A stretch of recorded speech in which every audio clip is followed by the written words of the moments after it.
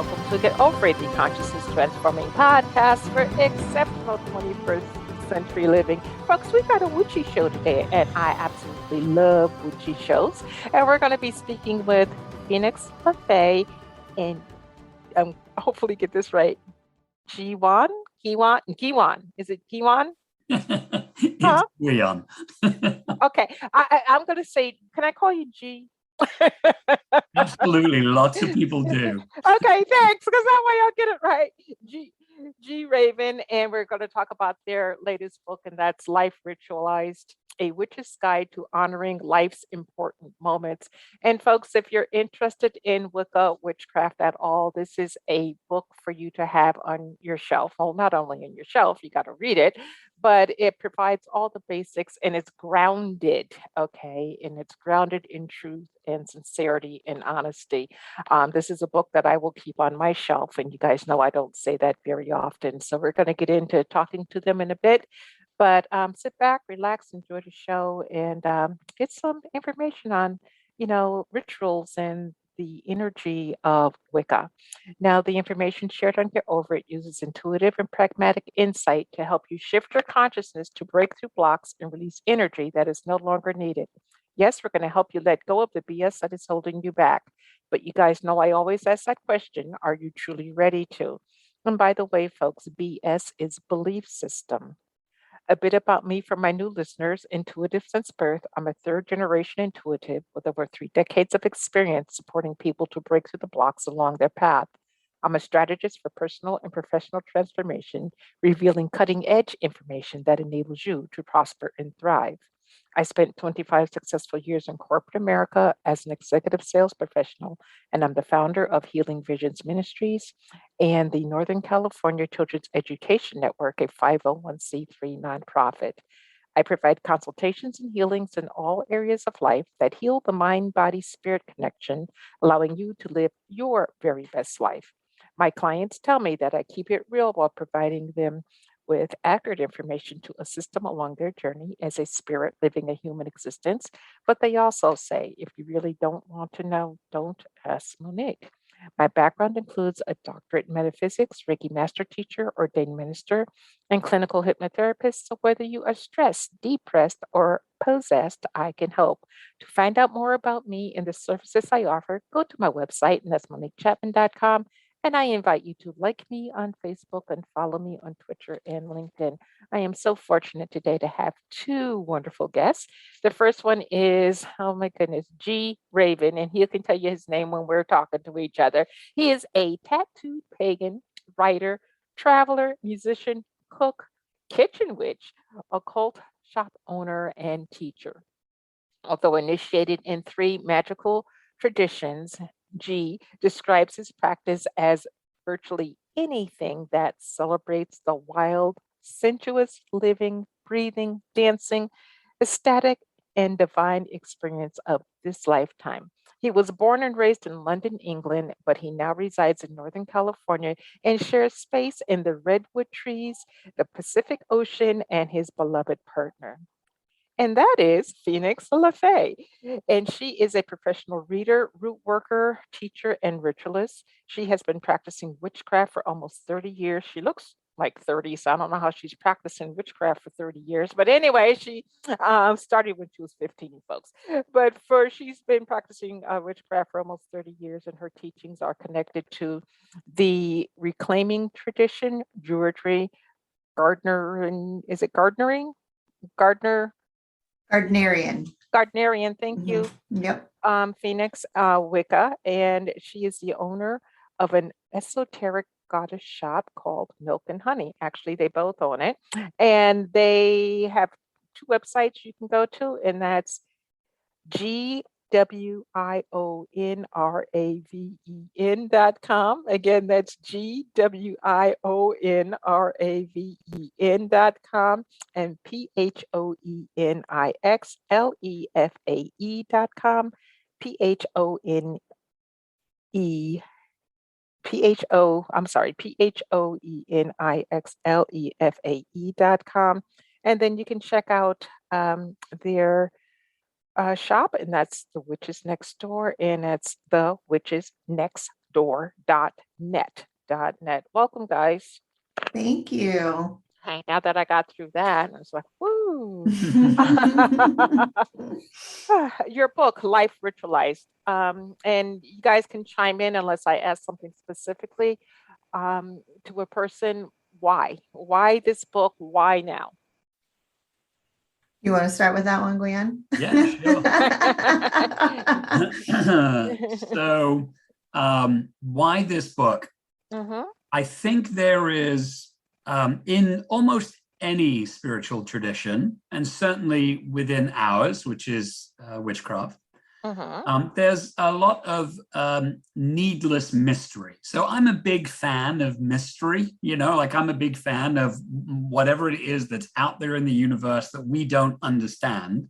And I'm also a big fan of demystifying what we can. And, rituals, you talk about healing and removing past traumas and really doing a ritual, spending time going through a rite of passage and understanding that that's what you're doing. Living your life ritualized is a way to demystify some of what happens in our life. And it's also a way to understand our place in the universe and how we relate to our gods or our spirits or our source or whatever it is. So this is a book that really breaks it down to the everyday, like when you make a cup of coffee, when you get a driver's license, when family member moves out, like all of those things are rituals.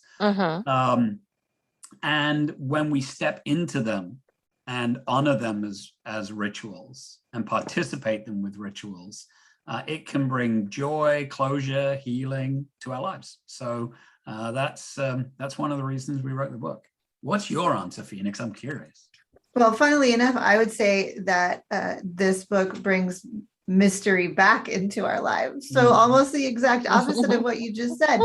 I think one of the big issues for Western culture, and especially Americans, is we have this disconnection from mystery from a over culture perspective, right? I think people who are more spiritually inclined don't see the world that way, but I think our culture as Americans and North Americans and Westerners, we're kind of lost.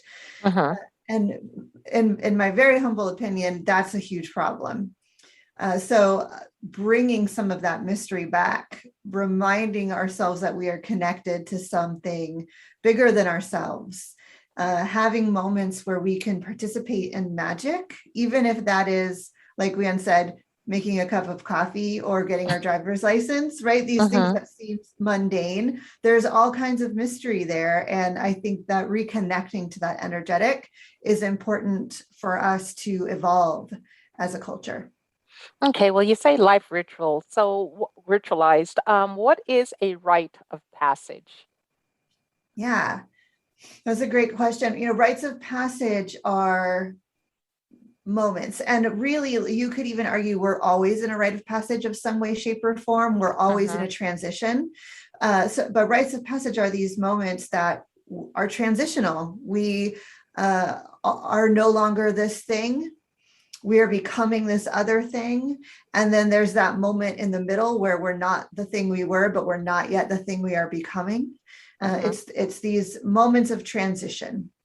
Yeah, another way to answer that, Monique, is think about it in your own life, right? So you mentioned that you've attained certain degrees, right? Becoming a Reiki master. So once upon a time, you didn't know what Reiki was. And then you discovered it, however you discovered it. And then at some point you said, this is something that I want to become proficient in. There's a calling maybe that I'm hearing. There's spirit is talking to me and saying, I should pursue this. And then you went on this journey, whether it took you, 3 days or 20 years to become a Reiki master. You went through that journey of becoming a Reiki master. And now you have understanding and experience that you didn't have before. That journey of Reiki, what's that? To I'm a Reiki master. and can, potentially teach this and use this as healing, that's a rite of passage. You were not one thing, then you became a thing, and then in that becoming, you learned something about yourself.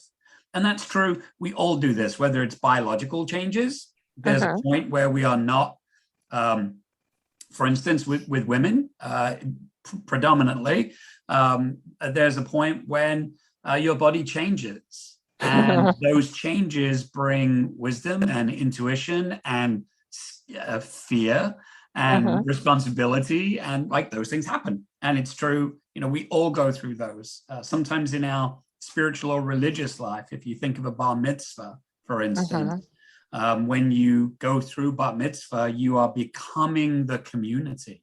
How beautiful is that? Right? Oh, you go from being just a kid to being the community through this rite of bar mitzvah. So those are rites of passage, and there are thousands of them that we go through, some that we all go through, birth and death. Those are 2 rites of passage every person on this planet will go through. And then there's the rituals and rites of passage that make up our life. And we talk about many of those in the book. Yes, you do. And I was going to talk to you more about, the 2 biological rites of passage that you talk about in the book and that everybody experiences, and that's birth and death. When we come in the birth process, we're experiencing something new. If we haven't been birthed into an environment that really supports any type of ritualizing, and finally we're old enough to understand, is there anything that we can do to basically go back in time and heal or work with that energy of the birth? Absolutely. I don't think it's ever too late to ritualize something from the past, especially if there is pain or trauma or even just a disappointing experience. I think that this comes up a lot for women with their first blood, the first time your period begins. For some women or young girls, it can be sad or traumatic, or I've heard a lot of stories where people didn't know it was happening and thought that they were sick or dying, right? Yes. Yeah.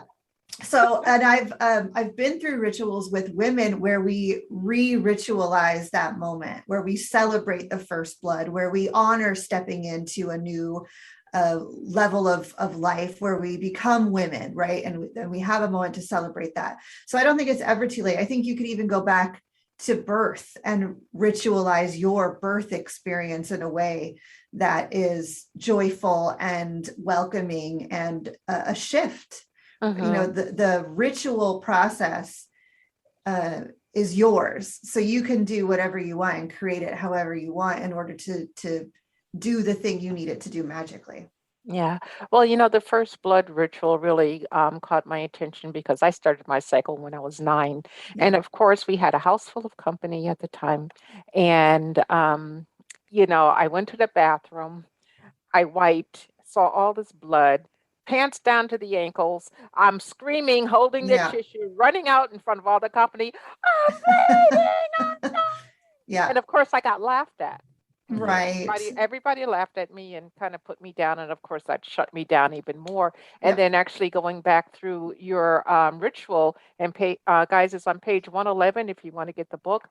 That helped me clear that energy away where the disdain and the shame actually went away. So the information that you share truly does work. Now, G, talk to us about the guys, the men, and their rites of passage.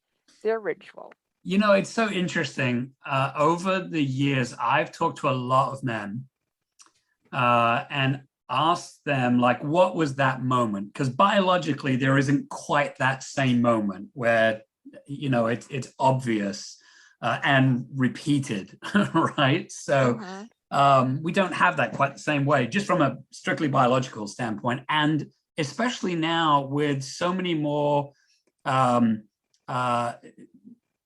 men choosing to step into rituals of empowerment, and quite honestly, especially trans men, folks that have lived their life another way for many years and now are stepping into manhood and doing it consciously. And interestingly enough, the one thing I must talk to 1,000 men about this.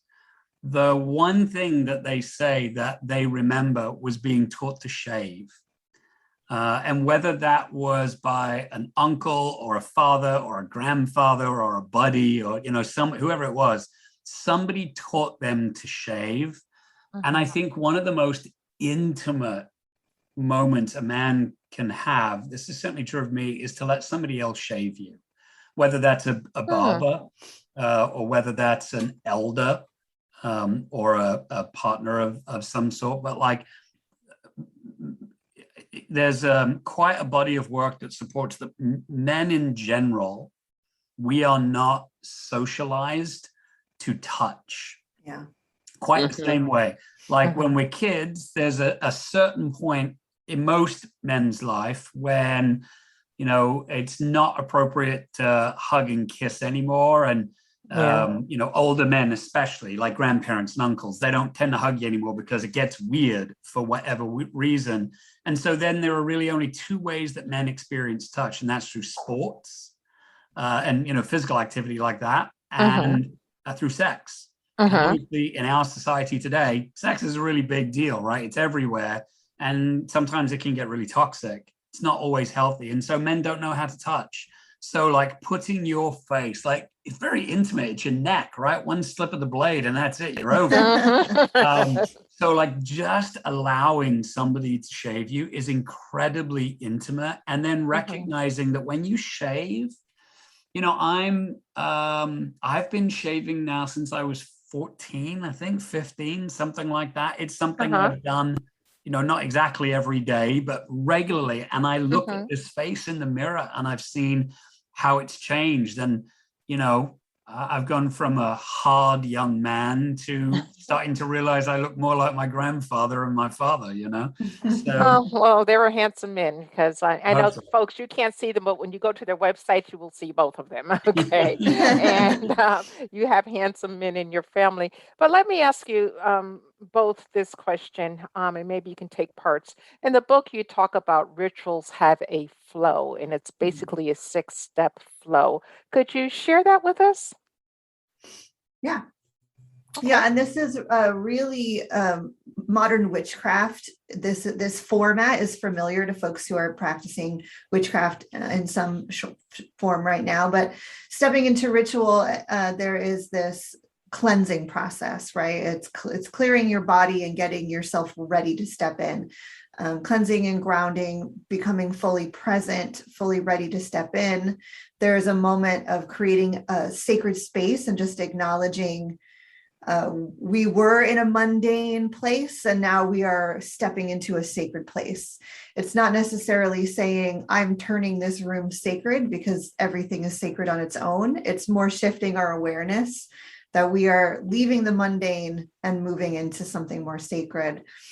And from that point, it's kind of whatever goes. You might call in allies to witness the rite that you're performing. You might call in ancestors or deities or protectors or other spiritual allies. And then you actually do a thing to acknowledge the rite that you're in. And that might be a whole number of things. We list a lot of those things in the book. And then it's closing that process out. It's saying goodbye to the energies you invited in. It's thanking that space for holding your process and your ritual and opening all of that energy back up. Okay. And you talk about utilizing the tarot and runes as part of ritualizing. Tell us more about that, G. Yeah, for sure. So the tarot, for folks that might not know, is about 500 years old. It started off as a game, essentially a playing card game, and evolved over time to become a tool of divination. Similar with the runes go back quite a bit longer, several thousand years actually, into the Scandinavian and Germanic areas of the world. And it was an alphabet, but it wasn't just an alphabet to write notes. It was a magical alphabet. It was a spiritual alphabet. It's how you could communicate with the land and the gods. And those little images that look like letters conveyed more than just what the symbol was, right? So they're basically Runes today are used for divination, similar to tarot or I Ching or oracle cards or throwing bones. There's lots of different ways that you can do divination. And the idea of divination, I think, in general, is that it's not logical information. You know, if you want logical information, you can open a book or go to a website, right? You can find a step-by-step process that's very logical.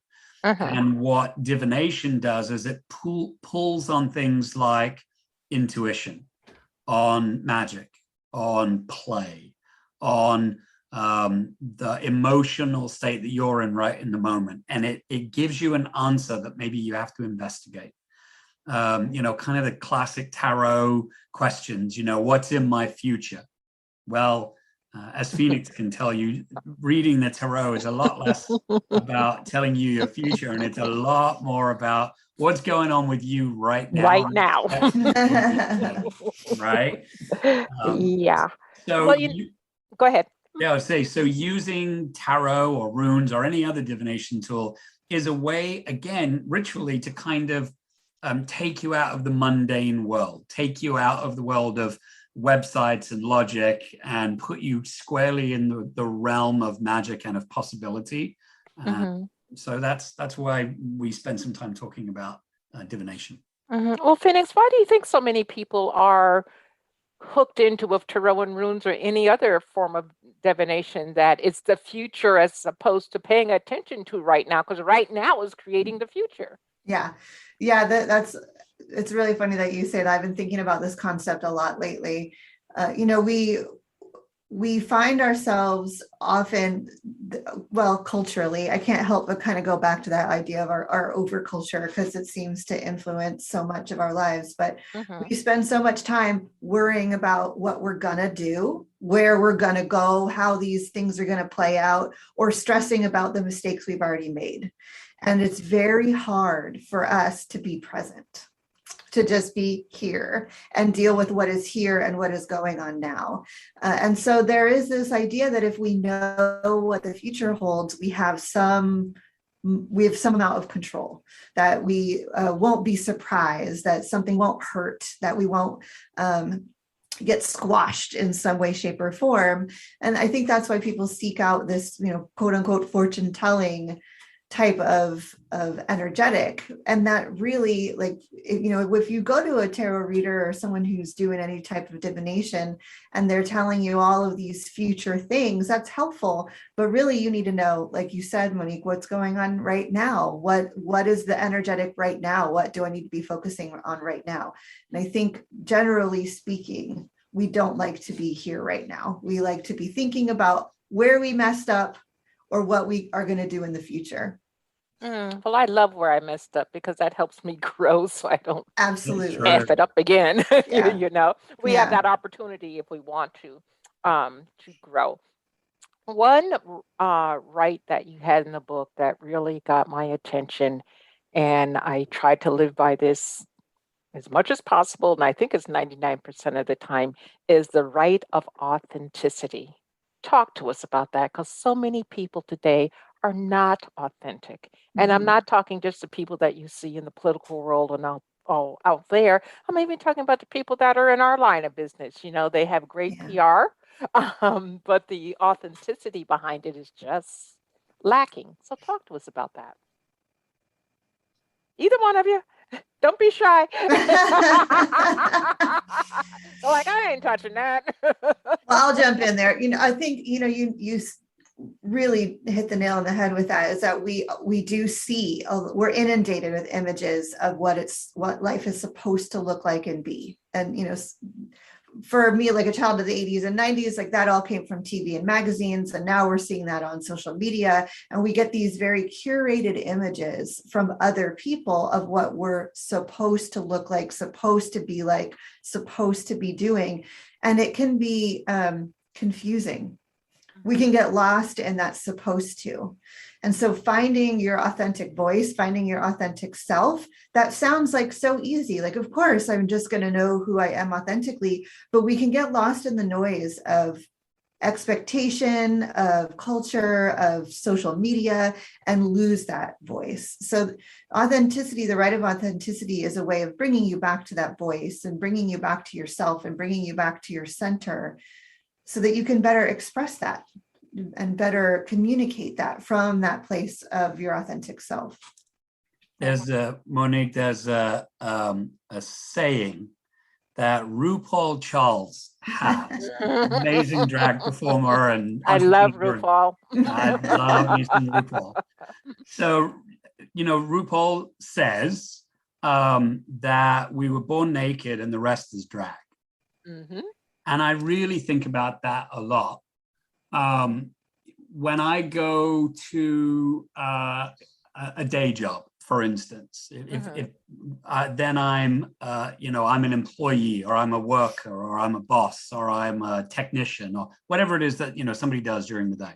Mm-hmm. And then at night, I might be a husband or a father or a coach or, fill in the blank. We have all these different roles that we play. And at some point, we start to identify with the role as ourselves. And that's not always true. So this idea of authenticity is, at the end of the day, when I take off the coach's hat, when I take off the witch's cloak, when I put down the intuitive consultant's microphone, who am I? Who am I at the end of the day? When I look in the mirror, who am I? There's another thing about authenticity. I saw this years and years ago. Somebody said you never see photographs, back when we took photographs, you never see photographs of people of their family in moments of pain and doubt. We always, like all of our pictures, and if you look on Facebook, it's generally true. It's happy, smiley moments. It's, kisses and you standing on top of the Empire State Building, or, skydiving, or, whatever it is. There aren't those moments. We generally don't show each other those moments of pain and doubt and arguing and frustration because Monique didn't do the dishes and I've asked her 50 times to do the dishes. But that's not what we show in social media. And there is a big part of our life that isn't curated, that isn't pretty, that isn't perfect. And we tend not to celebrate that. So the rite of authenticity is another way to go back through and say, who am I? How do I show up? Where am I accountable? What am I holding on to that isn't me anymore? What should I aspire to that I want to be, right? That's a lot of what the rite of authenticity is. And within witchcraft, in most spiritual traditions, there's this notion of, healer, heal thyself, or witch, know thyself, right? You have to understand who you are before you can go out and do some of the great work that you're destined to do. Yeah, and sometimes it's hard, but you brought up an interesting point. Is there a difference between witchcraft and pagan rituals? And if so, what? And if not, okay. Yeah, I think that gap is actually getting wider. In the late 90s, I think you could have said that witchcraft and Wicca and paganism were all kind of a melting pot of one thing, and that's really changed in this millennia. It's really changed, and there is a little bit more separation and organization and tradition that has come into the world around Wicca, witchcraft, paganism. And so there is differences, there are variations, and there are specific traditions where you would be taught how to do ritual a certain way and follow a lineage and do things a specific way. It's not quite as free form and open as it was in the past. Another way to look at it, Monique, for folks that maybe aren't unaware of how witchcraft and paganism kind of intersect and work together. Imagine it if you think of, say, we use Christianity as an example. You've got Baptists and Lutherans and Catholics, and each of those groups, sects, they all, they fall under the umbrella of Christianity, but they practice differently, right? The Right. rites are different, the languages are different, even the populations of people that tend to be Lutheran or Catholic or Southern Baptist or what have you, they vary. So it's a little bit like that within paganism as well. Paganism is kind of an umbrella that might include things like the various traditions of witchcraft. It might include druidry. It might include heathenry, some of the Norse traditions. It can encapsulate things like the practices from the African diaspora, right? So things like Santeria and Ifa, and there's other traditions that sometimes fall within that bracket, not always. Folk magic. So there's like Appalachian magic, there's root work and conjure. These are all different forms of magic and craft practices that generally fall under the pagan umbrella, but can be practiced a lot of different ways. Okay. Now, for that word that I can't say besides your name, G, and that's the I won't even go there. Gerald Gardner, he started the practice that you guys tend to follow. And then there's also Alex Sanders, who created his version. And actually, Gerald Gardner wrote a book back in 1954 that's like the basis, if you will, of everything that is still very relevant today. So can you talk to us about both of those, or at least the energy that you follow? Yeah. So I am initiated into the Gardnerian tradition of Wicca. So like you said, Gerald Gardner wrote a book. England actually repealed their witchcraft laws in the 50s. Before that, it was illegal to practice witchcraft. And as soon as that law was repealed, witches came out of the woodwork. And Gerald Gardner was one of those that actually got a book published very early on in the shift and sort of came forward as the leader in this community. And the lineage that has taken off after his books were released still exists. And so there are Gardnerians, quote unquote. That's what his specific lineage is based on.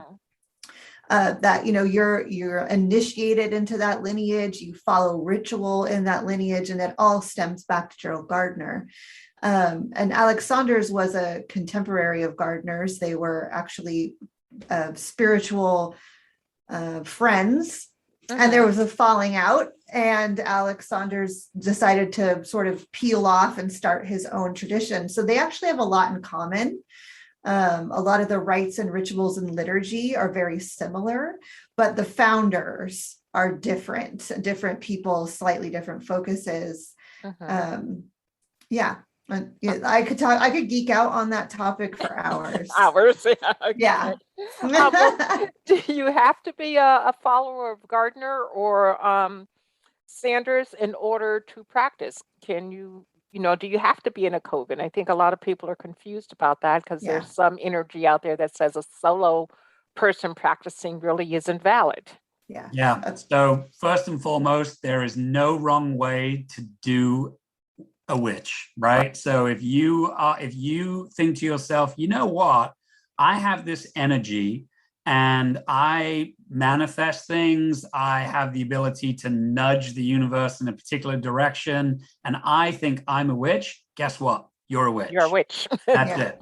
Now, if you want to say, like I also practice British traditional Wicca, and Gardnerianism is one of the British traditional Wiccas, you can't just say, I'm a Gardnerian witch. You have to go through the rites and the initiations to be a Gardnerian witch. Same thing, essentially with being a Catholic. You have to go through the rites to become a Catholic. So that's that. But no, there's no wrong way to witch. There are some guidelines and some good practices and some skills that you probably would want to learn. But no, solitary practitioners are not only valid, but necessary. Most witches today aren't in a coven. Phoenix and I are lucky that we are in a coven, but COVID over the last couple of years now has really thwarted our abilities to gather the way we normally do and to do magic there. So we have had to practice by ourselves. And I think witchcraft is a daily or at least regular practice. And I'm not with my coven 24/7. God forbid, if I was, we'd probably, go mad. But I love them all to death, but I couldn't live with them all 24/7, So Like with anything, anybody. yeah, and Monique, through different times in history, there are people, I'll use this example especially in the American South. Phoenix can speak to this more. There are folks in the American South that go to church every Sunday, and they also have got situations in their life where they need a little bit of a nudge, and they will go to a conjure doctor, or they'll go to a root worker, and they'll say, hey, I need this thing. There's a situation in my life and I need information, or I need it to stop, or I need to push it in my favor. And those root workers aren't necessarily out in the public. So they practice often in their living room, in their bedroom, in a garage, in the back of the church. Back of the church, absolutely. And so you have to be solitary. It's like being a solitary witch is good. Now, I will say there is tremendous value in also practicing with other people. It'll test your limits. It'll test your boundaries. It is good for understanding how you communicate. There's a lot of benefit. And there's also a power and an energy, quite frankly, that you can raise with a group of people that is more difficult to raise by yourself. Yeah, it's impossible to do by yourself. Okay, do you guys have time for 3 more questions with me? Sure. Okay, great. The first one is, G, in the book, you wrote about the passages about miscarriage and abortion. Phoenix didn't. You present yourself in this picture as male to me. She's presenting herself in this picture as female to me. But also in the book, Phoenix talked about, and this cracked me up, girl. You talked about getting a pregnancy test and it came out positive before you were supposed to do something, and you're taking a whole bunch of pregnancy tests, and this is the only one that came out positive. So do those two kind of coincide with each other, or what? Well, when we were looking at this book and how we wanted to lay it out, we chose which sections we were going to write. And I've never had a miscarriage. I've never been through an abortion. So I didn't feel like I had any real context from which to write that from. And Gwion may not have physically been through a miscarriage or an abortion, but he has been there with another individual while they went through that process. And so he had a real world experience of what that is like. So it felt like it made more sense, even though I might have the correct anatomy for having that experience. I've never had that experience, and I didn't really feel like I could fully go there where Gwion had gone there. He had been there. He had held the hand of someone going through that process. And, I think we also paint this picture that pregnancy is so wonderful and exciting, and having a baby is every woman's dream. And that wasn't the truth for me. I was freaking terrified. I was 24. It's not, I was married to my former spouse. It wasn't, I had a good job, we had a stable home. It wasn't a ridiculous notion, but I was not prepared and not ready and terrified. And I think we don't talk about those other parts of these topics. We gloss things over. Everything's a blessing, but it's not always. Sometimes it's scary, or it's life-changing. No matter what, going through these experiences are life-changing. For good and for bad. And I for me, it's important to be really open and transparent. Yes. Yeah. Okay. G?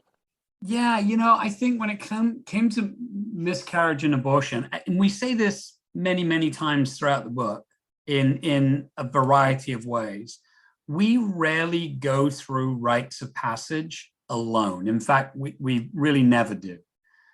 There's always somebody else connected to it. So, in the case of abortion, there was a person that I knew, a young woman that I knew, that had gotten pregnant, not under very good circumstances. The father was not going to be around. She had no family support. They were very, very conservative, and the idea of her having an abortion was terrible. And she was confused. And ultimately, she decided that was the best thing for her. And there was no one to go with her. There was no one to caretake her afterwards.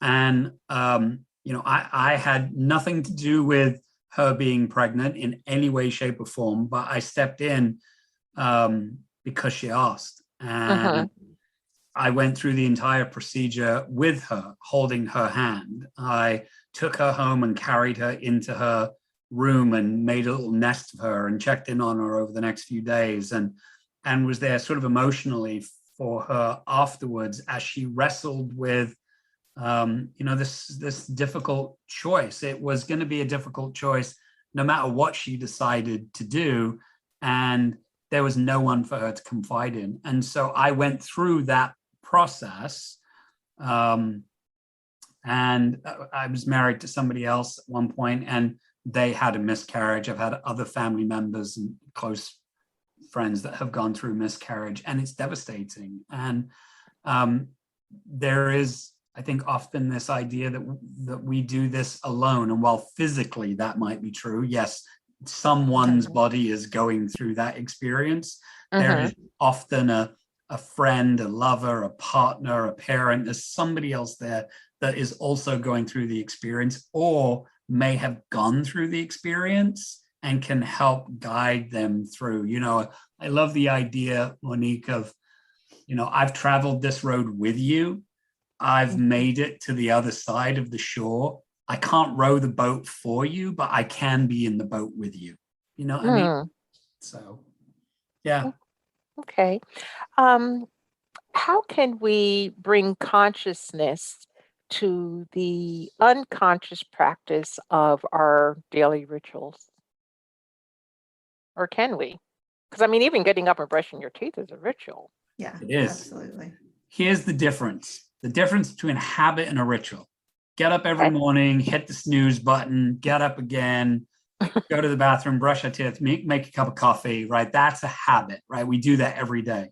How you make it a ritual is you wake up in the morning, and right before you hit the snooze alarm, you say, I get to breathe in the world again today. And then you go back to sleep for 10 minutes, and then you get up and you brush your teeth and you look at yourself in the mirror and you say, look at me today. This is my body, my face, my being in the world today. And then you have a cup of coffee and you say, I'm sitting in my apartment or my house or my tent or my RV, wherever you are, and you have this hot cup of coffee or tea in your hand, and you feel the warmth. And you can remember that somebody somewhere picked that coffee, and somebody somewhere ground that coffee, and somebody somewhere put it into a package and loaded it onto a truck and shipped it to the grocery store. And somebody in the grocery store put it on the shelf, and you went in and bought it, and somebody else rung it up. And now you're sitting in your living room having your cup of coffee, and you are connected to 1,000 people that made that cup of coffee possible. And you can give thanks and gratitude for all of the hands that touched that coffee before you did. If you take that moment every single day, you're in the drive-through, somebody hands you a sack full of French fries and a cheeseburger, you can still take a minute before you get back on the freeway and inhale that food without thinking about it. You can still take a moment and go, somebody made that food for me. Somebody put it in a bag. Somebody will take the money that they earned from selling that hamburger and go feed their children and do their best to educate them. And, whatever it is, you can take that moment and connect with the moment. And then you can go even further than that. You can say, the coffee grew in the ground. Give thanks for the earth that it grew in, and the sun and the rain and so that's how you make a habit a ritual. That's how you make a daily act that you do beautiful. It's having to choose between going through things sort of blindly, numbly, or out of the routine of it, and engaging with those moments intentionally. And that takes practice. It's not something that's just going to shift overnight. It requires you to shift your focus. And honestly, I've been using technology a lot. Like I have this app called High Future Self, and I set little reminders for myself that go off every day. time to meditate, time to do gratitude, time to whatever, Oh, whatever cool. it is. But it's Mhm. it's about shifting we can be in the numb routine so easy. It's having to engage in that routine more, with more awareness, more consciousness, like you said. Okay. Yeah. All right. So now it's time to talk about your podcast and your store. So who wants to take the podcast and who wants to take the store? And weave your website into all of this too. I'll take the podcast. Okay. So Phoenix and I have a podcast. It's called The Witches Next Door. And it's the two of us sitting around our kitchen table having a conversation just like this, Monique. We chat Mhm. about everyday witchcraft, what we're doing, what's happening in the world, what's happening in the season, different aspects of witchcraft, different aspects of how you can practice craft, whether you've been doing it for 50 years or you just discovered it yesterday on TikTok, right? Doesn't matter. Mhm. So that's the podcast. It's The Witches Next Door. You can go to the website as well, thewitchesnextdoor.net. You can learn about Phoenix and I there. You can learn about the different books that we've written. I've written 2 books, got a third one in the works. Phoenix has written about 1 million books. Yeah, she's a busy lady. Yeah. Is. And we will, especially as the world begins to open up again, we teach all over the US and, well, North America in general. Phoenix is also taught around the world. So yeah, you can learn more about us and our particular style of magic. And that's what you'll find at the podcast. We do swear on the podcast, so it's Thank God. there is some explicit content. Yeah, Real witches. Thank you. that's right. Yeah. Yeah. Yeah. Well, before we get to Phoenix, G, I want you to talk about your book and food, The Kitchen Witch and all that, because I found that quite interesting. Yeah, so I wrote a book called The Magic of Food, Rituals, Offerings, and Why We Eat Together. And it's a book kind of in several parts. The first part talks about the history of ritual and food, dating back as far as we can go. So the book starts 1.8 million years ago in a cave in South Africa, basically. And then it goes through some of the classic cultures that we may have learned about, like the Romans and the Greeks and the Sumerians, and talks about how religion and spirituality and food and the gods and medicine were all kind of rolled into one thing. And then the middle of the book talks about kitchen witchery, modern day kitchen witchery, how food impacts our life, how we have a relationship with food, good, bad, or indifferent, how we can make that relationship sacred, how we can celebrate, because we do celebrate the moments of life with food. And then there's 42 of my favorite recipes. I've been a cook in my lifetime, and 42 of my favorite recipes that I find particularly, well, sumptuous, delicious, and magical. So that's that book. Okay, so Phoenix? Yeah, so our shop is called Milk and Honey. It's located in downtown Sebastopol in Northern California. We are a witchy shop, so we have all of the delights and treasures that you might seek out or desire as a practicing witch or spiritualist, really.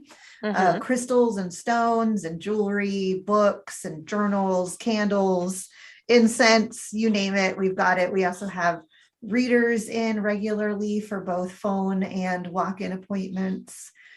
We do classes, although that's been kind of different because of COVID. So we've moved most of that online, but hopefully next year we'll be doing in-person classes and events again. And, it's a fun place to come and check out. It's got a beautiful vibe. It's been downtown for 25 years. So it's definitely a part of our community. And, you can get a little piece of that through our website. It's milk-and-honey.com. And you can get a little peek of all of that there on the website. Okay. And do you do any type of mail order from your store? Yes, absolutely. Yeah. Okay, folks. Yeah. Folks, check them out because they are grounded, as you can tell from our time together, and they are authentic, as you can tell from our time together. So check them out if you want some true tools because they're going to sell them to you. It's not something that is just like willy-nilly. These people are grounded, they believe, they know their stuff, and it's better than going to Amazon, okay, and you don't know what you're getting. So take a look, and if you're interested, make a purchase, but do get the book. Now, before we go, both of you individually, G, I want you to share a pearl of wisdom, and P, I want you to share a word of wisdom for our audience. Well, you've mentioned the word grounded, and I love that. Phoenix has said this many times before, probably the most important spiritual practice, whatever spirituality you practice, is to be grounded. And the easiest way to be grounded is to just stop for a moment, take 3 breaths, one a little bit longer than the next one and the next one, and then open your eyes and look around wherever you find yourself, in the middle of a city, in nature, wherever you are, and just look around, take it all in, breathe it in, smell it, taste it, hear it, and be present. And if you can do that one time every day, just stop, breathe, and taking the wonder of what's around you, you'll find yourself more grounded. And when you're grounded, you make better decisions. You're a nicer person to be around. Life seems a little less stressful for that one moment every day. Okay. And Phoenix? Yeah, in a similar vein to that, I would challenge folks to start paying attention to moments of awe. I think that we don't slow down and take in the world enough, and awe could come from driving along and seeing a hawk on the top of a fence post. Awe could come from overhearing a conversation that just fills you with delight. Awe could come from hearing a toddler giggling and laughing and playing. It could be from something you read or see or experience, but I think that challenging yourself every day to experience a moment of awe helps us reach higher vibrational levels, be healthier, be happier, be stronger. And so that's my challenge, to go seek out those moments. Okay, so thank you. Well, G and Phoenix, thank you so much for being with me today as we collectively got over it. And I truly am honored, and I appreciate your time and your attention. And folks, I want you to remember that the most important choice that you can make is what you choose to make important. Consider making the masterful choice of your life being ritualized. Abundant blessings, light and love to all. Agape.